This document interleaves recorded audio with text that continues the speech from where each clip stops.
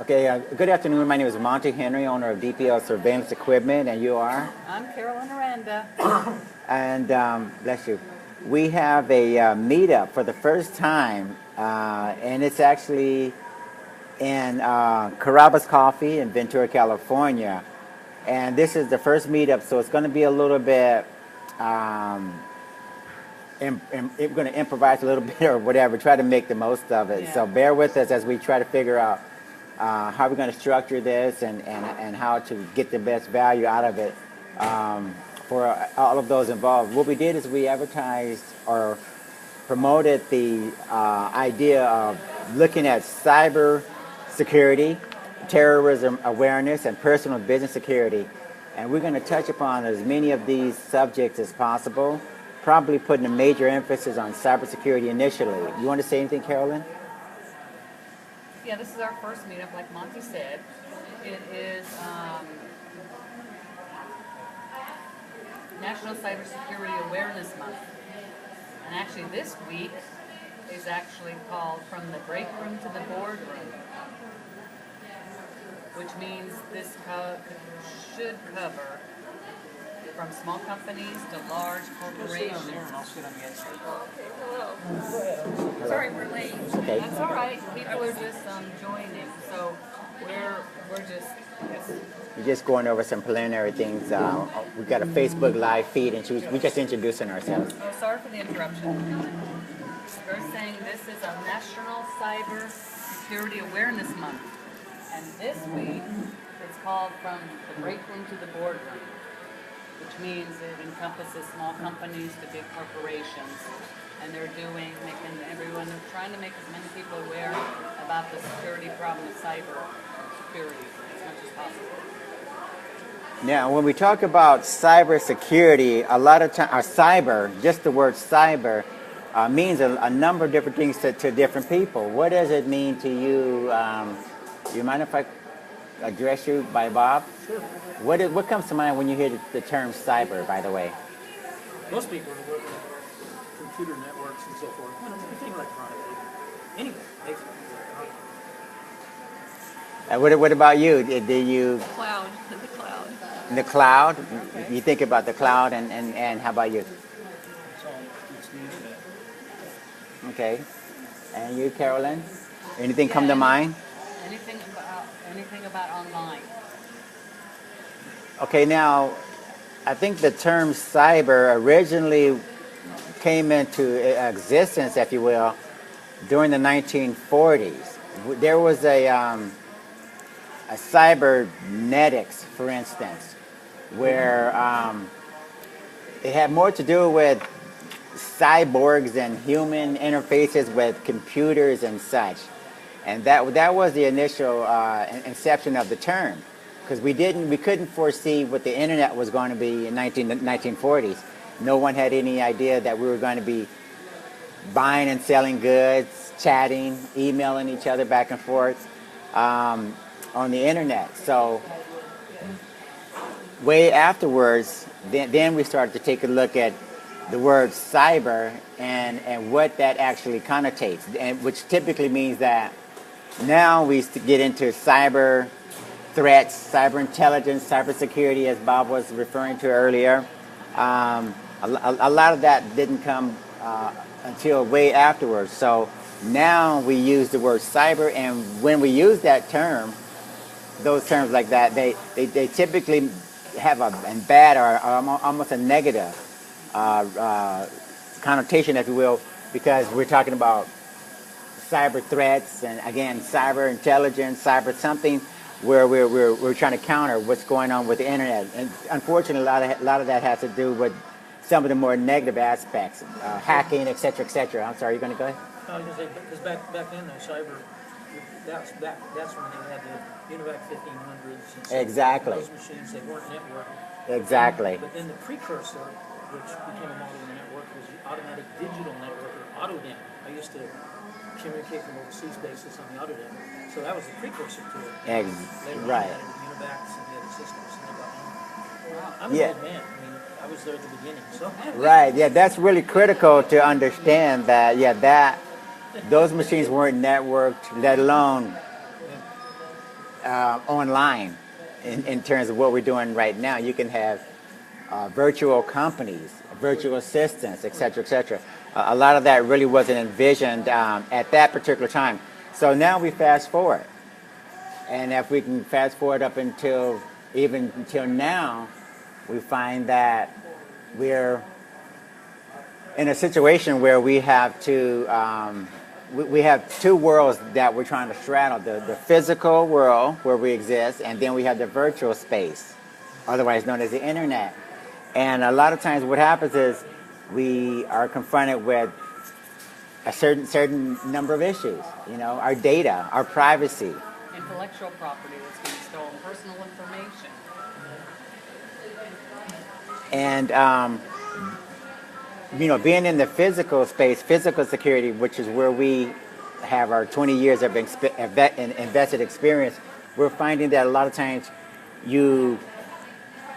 what starts off in the physical world sometimes ends up in the cyber.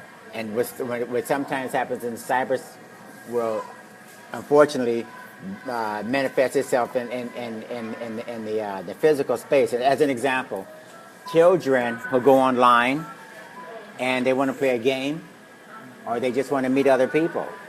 A lot of times we're finding out that there's bullying that goes on, and maybe it'll start online and end up in the physical world where people at school now are harassing the children or whatever. And again, you know, when you do your online banking or something, right? Someone goes into your account and steals your money or finds out that you're on vacation, you know. And so I find out that you're on vacation because you're posting pictures on Facebook and Instagram and everywhere else. And exactly. And then what happens? Someone says, okay, your name was Paula. Someone says, okay, I saw Paula, a picture of her in the Grand Canyon. I doubt very seriously whether or not she's at home. So maybe we can go pay a visit to her and see what's going on. So that's an example where what starts off in cyber or in the internet or whatever translates and ends up in the physical world with an actual visit to someone's house or something. Right. And you end up with a residential burglary or anything like that. Anybody have any questions or comments so far? No, but it's interesting because the neighbor around the corner, I got notifications just a little while ago. We've had 2 more vehicle break-ins in the last 2 days within a block. What about the Wow. BB gun? On Caraba Street, yeah, that was kind of, that even happened when I was a kid, but not to this degree, but this we're having, ever since those Prop 47 perps are staying down in the park, we're having vehicle break-ins all over Stonehead, you know, and the other neighborhoods, really bad, really bad. This was on Caraba Street, 2 vehicles, and also happened to be a relative. I think there's a separate subject about children and how to teach them online how to do things safely. But yeah, but anyhow, go, that's good. I Yeah. hear where you're coming from. What was Prop 47? Pardon? What was Prop 47? Prop 47, this is the one that they pushed that was going to help all the people that were in prison right now on drug crimes, that if you reduce it from felony to misdemeanor, get them out on the streets, they're all going to get help and jobs. And right now what they're doing, they're living in the parks and everything else, and they're breaking into cars. Okay, so we probably should cover that separately. But yeah, that's very fascinating. That's what I'm working on almost full time. Okay, So now, that's why it's, so let's take a look at some of the current issues. I always like to go over current events just so people can get an idea of things that they can be aware of, things to take home, things to take back to the office. Now, Carolyn was mentioned that this is Cyber Security Awareness Month. Obama proclaimed that October would be Cyber Security Awareness Month and that we should do our part, we should play our role. And it's been actually 13 years. Anything specific about, We've had Cybersecurity Awareness Month for 13 years. and we have separate themes for every particular week, right? Yeah. Where are we in terms of the theme for this week? Or This week is from break room to the boardroom. okay, and what about last week, just in case anybody missed out on? Last week was Stop, Think, and Connect. So what does that mean when you say stop, think, and connect? How does that translate into something that we can take advantage of or learn Before from? you connect, or stop, and then think before what you're doing. See if it's really secure, depending on your knowledge. It's like on certain websites, you see the little lock. That's supposed to be more secure, for example. Or before you click on a link that somebody you don't even know sends you, you shouldn't be doing just clicking on links just because they want to show you a picture. Make sure your password isn't like Monty. Exactly. Complicated password, Yeah, complicated password. and run your antivirus the second you log on. I think. And No, you're absolutely right. try and think about the consequences of your behavior online. That's bad. Some people That's don't bad. care. They just want to be popular. Well, they'll be popular with people they don't want to be popular with. So that was October, I think, actually October 3rd That's through the first week 7th. of October, yeah. And they your name again, I'm sorry. Ed? My name is Monty, and this is Carolyn. I think between October 3rd and the 7th, that was the Stop, Think, and Connect theme for that portion of And the then month. this week, the 10th to the 14th. Yeah. Then we have from the break room to the boardroom, creating a culture of cybersecurity in the workplace. That basically has to do with what do we need to do as employers and employees? What does that relationship look like in terms of protecting the company, its intellectual property, the data? As an example, if I throw out the term ransomware, has anybody heard that term before? Unfortunately, What comes to mind, Ed, when somebody throws out that? destroyed my business. Really? Yeah. Can you give us some idea in terms of how that actually played out? The system was infected. And they asked you to compensate them. We didn't respond, we just got a new computer. Okay, so you instead of responding or giving in for paying the ransom, you decided. Got a whole new software. He got a whole new computer. Okay, so I mean, it was backed up. it was and backed it up. was backed up far enough. I mean, the backup got infected. Oh, okay, really? We don't really know how it happened, but we think that he clicked on something. Oh, okay, right. But to find out how it happened would require going into it and responding to it. So our IT guy just said, They did it at a It's company better where to I was start all consulting. over. what? They did it at a company where I was consulting also. Oh, they did. And but like you, they had extremely good backups, protocols, and everything else that they were able to give them the finger and Oh, okay, and within a couple of hours get on with business. okay, So we don't know what the ransom was. We don't know what they right. You didn't get to that point. Okay. Well, that was pretty smart. We of didn't you. even respond, right? Yeah. And I didn't find out about it, except that it was embedded in a presentation that was Oh, really? that I was making and participating in with the American Bar Association. One of the people in the group was a tech sophisticated, and she told me about it. So it's like a PowerPoint or Oh wow! okay. So somebody didn't do their part as far as scanning presentation files or whatever. I don't know how it. It's kind of hard to see. We Yeah. don't really know. Yeah. Because we just didn't. Yeah, didn't want to. Yeah. I don't blame her. That's tough. Your major concern was just getting back online. At that point, figuring it out. Right. Didn't really. It's going to take too much time and effort. I mean, he had to buy a new computer and pay for somebody to, Right. upload all the software and all the data. So the money went to.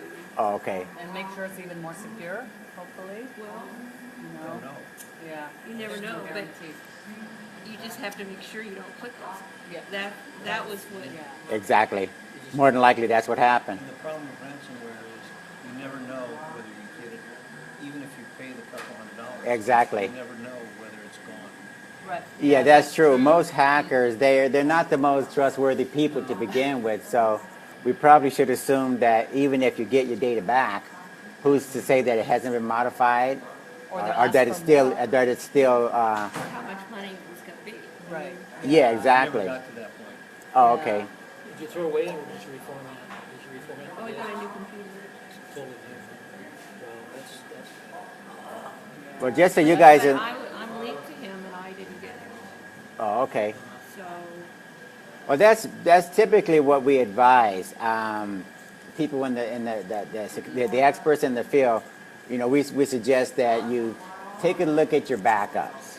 You know, how much time and effort and money is it going to entail getting your information, even if it takes a little bit of digging to get everything back, versus give it in to the hackers, for instance. So I think that's a good idea that you guys decided to just get back online as soon as possible.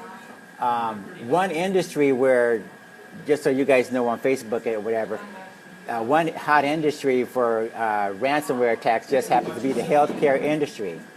And you guys probably heard the news or read it somewhere that basically what the hackers are trying to do, they're trying to compare the payback on the data that they can get. For instance, if they steal a bunch of credit cards, there's actually a black market for credit cards and that data, right? Now, the going rate, believe it or not, for credit cards is not as high as compared to medical records. With medical records, it's kind of hard to change the Social Security numbers. It's kind of hard to change your medical background, the tests you take and whatever, right? So that's valuable information. And we're finding that a lot of times that's ultimately what the hackers are looking at. How much am I going to get as far as my payback if I get 1 million credit cards or 1 million medical records from St. Joseph's or whoever, right? And so, yeah, you go where the money is, even if you're a criminal. You know, that's the way they operate. Well, our doctor's network has gone online now, and that worries me because I wouldn't even want to account with them. So I don't even want it accessible online. I worry about my wife. So, Well, unfortunately, that's the trend. Yep. More hospitals are indeed, for some very good reasons. I mean, if you travel, a lot of times you want to. it's really hard to keep track of all your history, your medical history as an individual. And Right. I agree, especially if you change health plans. Right. So the idea, unfortunately, for better or for worse, is going to probably be to make sure that it's electronic, and it's going to follow you. And unfortunately, with the Internet of Things, another term that's thrown out there and everybody's embracing it, the Internet of Things is going to mean that devices are going to be with you, and then they're going to be networked, and medical records will be, part of that. It'll be if it's not going to be maybe it'll be your iPhone, maybe it'll be your iPad that'll actually contain as much medical information as the doctors or hospitals have. So we're really going to we're going to be living in a different era for the most part where, the good news is information will be there. As you mentioned earlier, and it's in the cloud, and you pull it down, and hopefully it'll be safe and secure. So things are moving quickly, but these are some of the things we have to contend with. And ransomware is just one issue, one area where we have to do our part, make sure those backups are on multiple different places. One place would be probably the cloud, right? Maybe if I can put things in Dropbox, maybe if I can put some things in Apple's iCloud. I think Google has Drive. So, and if they can give us some sort of reassurance that they're doing the best they can, Apple's pretty good about it, so far as I can tell, then we'll be okay. some of them are not doing a good job because Microsoft didn't allow individual passwords on documents. So I had to go with crypto, but They wouldn't? they wouldn't allow passwords couldn't be like you can normally set a password on a Word document and so forth. You couldn't do the password and get them on because on the Transcoppers network, what happens when we get stuff through the tip system, whether it be by phone or whatever, it goes through a thing called TipSoft. It's Right. helped set up an LAPD too when we did it there. But when the stuff comes through, it's encrypted. But then when we forwarded it, we couldn't forward it with a password to it. Oh, really? We could do it on the BlackBerry. The BlackBerry was better than anything. Oh, okay. We could forward it on the BlackBerry, password encrypted. Yeah, But it's then when annoying to get to want something from your stockbroker, and you have to have password to get it. Yeah. You know, it's like, Or you can just go ahead and call them. yeah, I mean, Well, Call them, but if you need, something in writing, Oh, okay, you right. can't just call. Exactly. And there's a lot of things that you need either to them or to you oh, sure. that require a writing of sorts. and that's why faxing, you need to be able to fax, and particularly with medical records and with financial documents, because sometimes they can't accept them electronically. They need, Right. Has to be like old school. You need a Yeah. signature. so faxing, you know, does that. Well, that's another area that I was just blogging about just recently, dealing with your financial advisor, believe it or not. How many of you have ever asked your financial advisor, for instance, about their policy regarding your data? Mine provided the policy, and I never written the policy. What are they, I guess what I'm referring to, Bob, is if in the event that there's a data breach, do you have any idea about the liability? I don't. Okay, so these are some concerns that I think we should address. No, Use the contracts. well, it's okay. Look, this is a hot area, believe it or not, because we're trusting more and more our financial advisors to, know something about our brokerage accounts and our real estate contracts and this and that and the other, right? Because when tax season comes, they what do they say? Give me everything. Give me all your paperwork, right? But now we're finding out that we need to ask these guys, okay, so if you sell your company, what's going to happen to my data? If someone hacks into your computers or your network or compromises your security, what is the liability? How am I going to be compensated or something? So there's a number of, and I'm going to put this in some links in the meeting notes if possible, and put this on Nextdoor or something so you guys can actually, because we're covering a number of different areas. We won't be able to go into as much depth as possible. We'll be here for 2 hours. So, It's already making me anxious. Or 2 years. right. But some of the questions, like where will my data be stored? Who will have access to it? And even if they say where it's stored, you don't know that it's going to be there, because they may be ransomware. Yeah, you The never whole know. thing is making me anxious. Right. Yeah. Mistrust. But we have to realize, look, just like good housekeeping or whatever, unfortunately, if we don't tend to it, guess what? Someone else will, and we don't want to wake up. It's like it's interesting. It's like an attorney protecting the clients, but not thinking about himself. Exactly.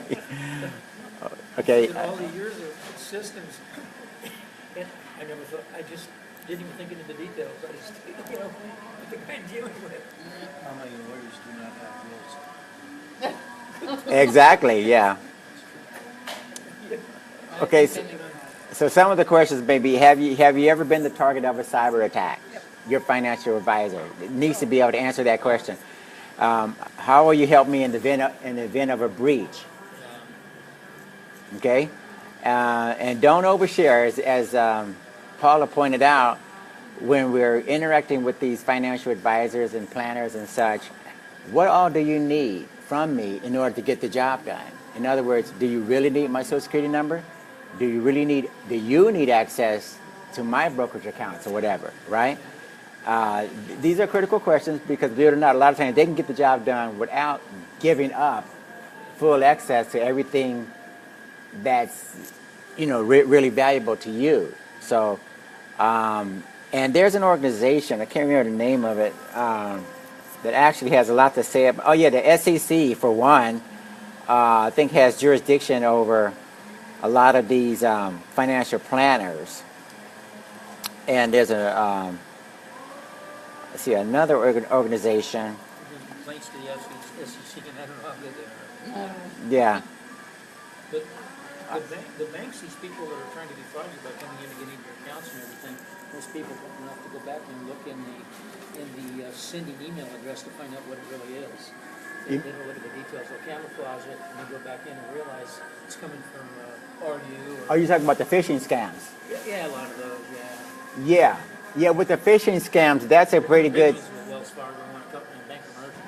Yeah, that's a good technique. I don't know if you or Ed or Paul have ever seen this before, but a lot of times you can find out whether or not an email actually reflects who you think it's coming from. When you look at it. You look at it closely. Although I've been getting stuff sent to me from me that Oh, really? that I'm not. It's not for me, but it Exactly.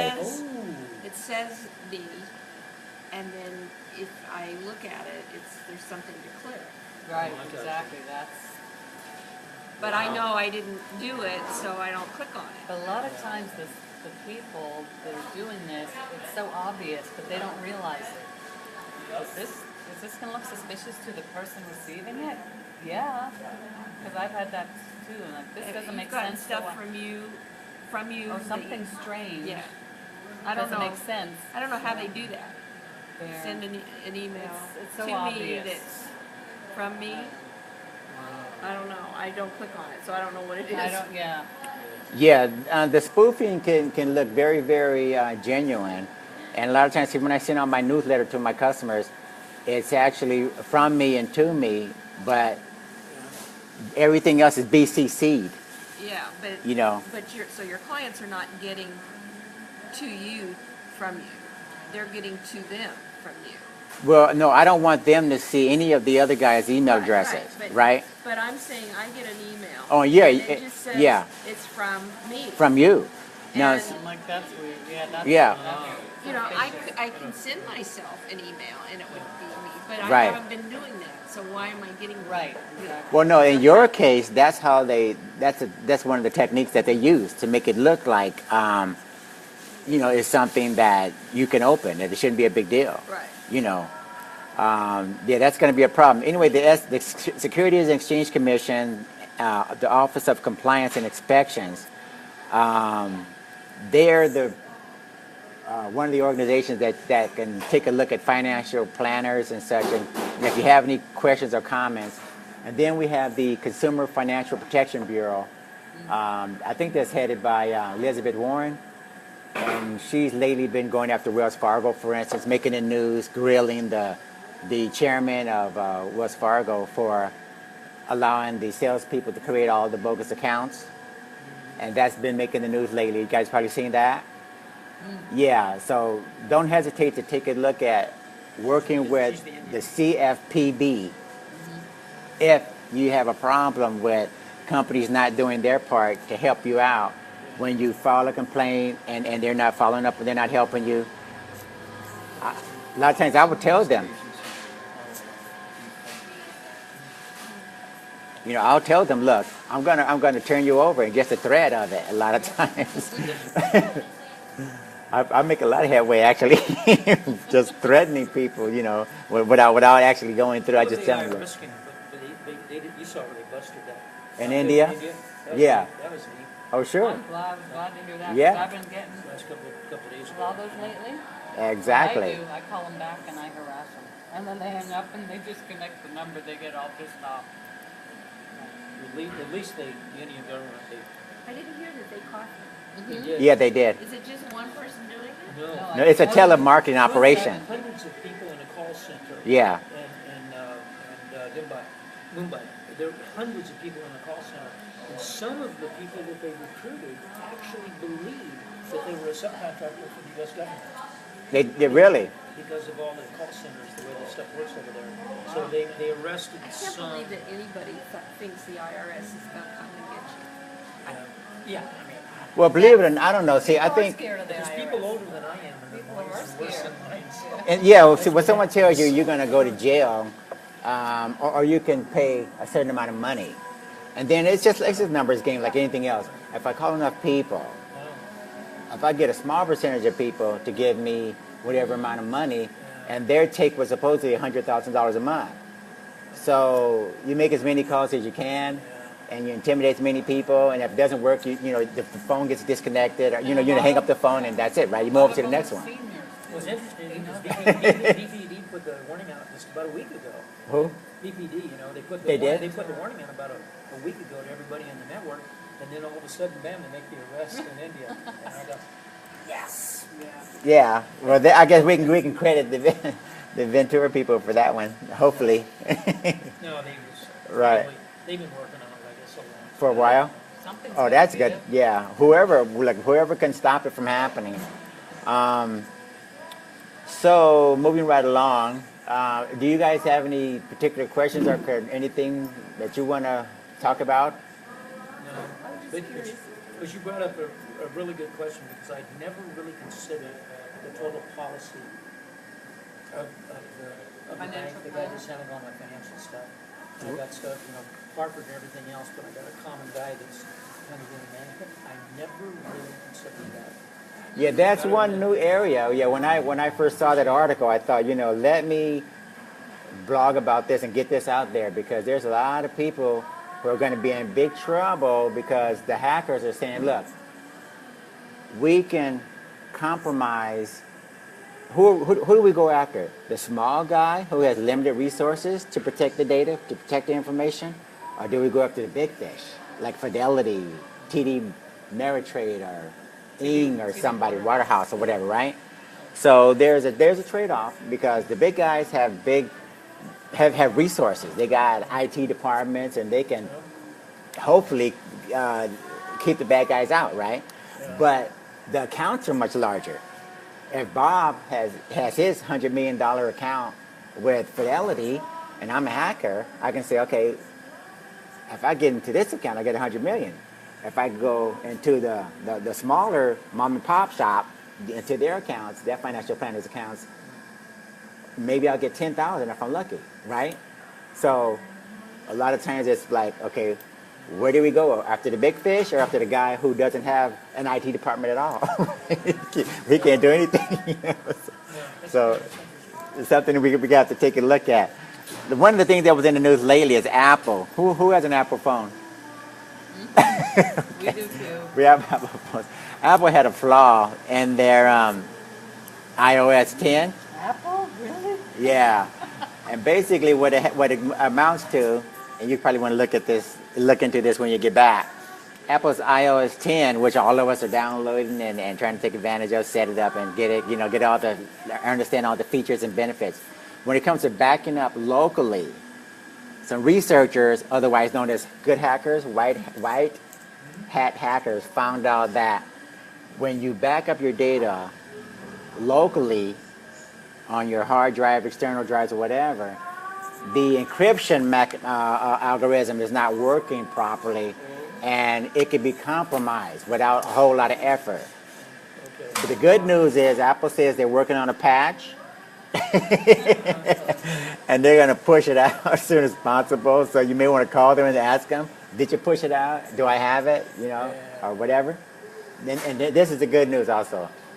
When you back up to the cloud, hopefully you guys got your thing enabled so you can put a certain amount of data into the cloud. That is not a problem. So, Okay. yeah, look into that when you get a chance and phone see. changing time too. I had to go. I'm almost in the phone changing time again too. But after the BlackBerry started having, the RAM had a little problems. I went into the Windows one, but the reason was because I needed something that I could get into the Crime Stoppers website and into the police one with the password and everything, and do stuff as an administrator remotely, because I was doing a lot of traveling. And now, so I'm trying to get, the problem is the Windows phones are good. I had a Nokia 1020, it was wonderful. And Apple, I can't do Apple. Apple won't work, and also the Android won't work for what I'm doing. Really? What about the For what Dropbox? I'm doing. Oh. Dropbox is if you put a password protected file into your Dropbox. I got all kinds of password protected files. I get in real fine with this phone. I do what I need to do, and I can do the security on it, but we have some problems. Huh. Okay. So think about how that works. Okay, Yahoo, in the news lately, what comes to mind as far as the Yahoo? They have every conceivable problem in the world lately. What comes to mind, Paul? Anything? That all their email accounts have been hacked. Exactly. What about you, Ed? You heard anything different other than that email account problem with Yahoo? Anything come to mind, Bob? Besides that one? Well, they're for sale. They're for sale. That's true. Yeah, and the exec's leaving with a lot of money. Yeah. What's her name? Marissa Meyer. Yeah, she's leaving with a lot of money in her pockets. Okay. For failing. We can't do anything about that, I don't think. That's what happens. Right. Exactly. For We're not that. Wow. You do. I Yeah. hope we fail. Exact. I have a Yahoo account that I don't use. Okay. Is that something I should just get rid of? Well, this is the good news about the latest hack. Okay, Yahoo supposedly had encryption, so that your password, usernames, etc., Yeah, they're not visible I didn't understand what you said. to the hackers and such, because supposedly Yahoo had encryption in place. It's just that the data did get access, but you can't see what it is. See, I don't even use that account. I don't even. Well, a lot of people, believe it or not, are in the same exact situation. I think most Yahoo users aren't doing a whole lot with business related with Yahoo. I would get rid of Yeah. it. That's just me though. Yeah. You know why if something's there, why you're not using it, just get rid of it. Yeah, I don't even know if I know this. Well, junk mail is good. Look, a junk mail account, there's nothing wrong with a junk email account. If you need to log onto some sites and you know you're going to get spammed and everything, it's good to have a junk account. Yeah. Just saying. But anyway, Yahoo secretly scanned customer emails for U.S. intelligence sources. Oh, that's right. Yeah, Yahoo built a custom software program to search all of its customers' incoming emails for specific information provided by U.S. intelligence officials. So no one knew this until just very lately that That's Yahoo. why our IT guy doesn't like Google. 'Cause Google? He doesn't trust. I mean, how do you know that Google's not doing? Exactly. Because they have everything. They know everything. One of the things Right. that reduces my concern level is that with credit cards and even with banks, if there's a problem, they will make good. Oh yeah, And so right. if somebody goes in, I mean, if over the years, it's probably been about $75,000 worth of False charges. false charges. Yeah. And that's one reason why I will review every single Yeah. billing statement. Good. that I comes don't in. blame you. That's And one if way. there's a problem with it, I call the company and I say, this is not Good. a valid card. And they will cancel the card and Issue another one. another card. And Right. I don't pay that which is not. Exactly. Right. Now, just for you guys on Facebook, I just want to let you know, Ed brought up a very good point. He doesn't lose a whole lot of sleep because he's reviewing his statements regularly, and he contacts the companies quickly, My wife does it every day. and he tells them. Me too. I'll check mine every day because I'm online. But yeah, you're right. If you look at those statements, if you call the companies immediately, they will make absolutely sure that first they compensate you, get that money back in your hands, and then they'll do an investigation. Now, if the investigation turns out that Ed is part of the mafia and he really is part of this major ring and he's part of getting something out of it, then that's a different story, right? But more than likely they're going to determine that Ed is okay and he didn't do anything intentionally, so he's going to be fine, right? So I think that's what we want to do. We want to make sure that we use these tools, and I'm pretty sure Bob does it, and we do it. Maybe you do it too. I don't know, but you have alerts that you can set up. If you do a certain amount of transactions online with the banks, set up alerts. Let me know when a certain amount of money goes out of my account. It's happening already with Chase. If they see something that's unusual, Yeah, they will call me. they will. Are good. Yeah. Really good at it. Exactly. Ironically, a call this morning. Really? Yes, about an overcharge. Well, I applied for a new Chase credit card, and we also have Chase. Our mortgage is with Chase, Oh, okay. and we have a couple of other things. they couldn't give me the new card because they couldn't verify my physical address. Oh, really? We don't get any mail at our physical address. Oh, you have a Oh, PO box? okay. So all of our, so they wanted a copy of a utility bill. Just to prove that. Or even my driver's That's license good. has the business center address. It doesn't have. So I'm on the. So I call this person and I'm on the phone and I said, really, I can't give you anything. I don't get any bills in my Yeah. house. I cannot do this. I said, Everything was for the P.O. box or something? well, we get it at the business center. Okay, yeah. So much junk mail. Yeah. You get junk mail. So I at your finally box street? said, look, you have our mortgage at our physical address. Exactly. Can't you look at it? Right. And she finally That's a did. good comeback. You She know, finally did. something that bothers me though is the difficulty in prosecuting. My son was scammed. Somebody who had a pretty hefty charge on a credit card, and we were able to trace the thing to somebody in New Jersey, and getting the coordination between the law enforcement agencies to get an arrest on a guy in New Jersey, even though we had him identified. Yeah. It was That's very. bad. It's always out of state. We had something happen to somebody in Georgia. Okay, that's fine. Yeah, we're at 12:56, and I think it was hopefully a fruitful conversation. Do you guys live in the neighborhood? Yeah, Jasper. exactly. Okay. We live off Jasper. Okay, so you guys on Facebook, we appreciate you guys joining us in, and we're going to upload this to the internet, Thank you. and we'll let you know on next doors if you want to go back and take a look at it. So I'm a little, you know. That's okay.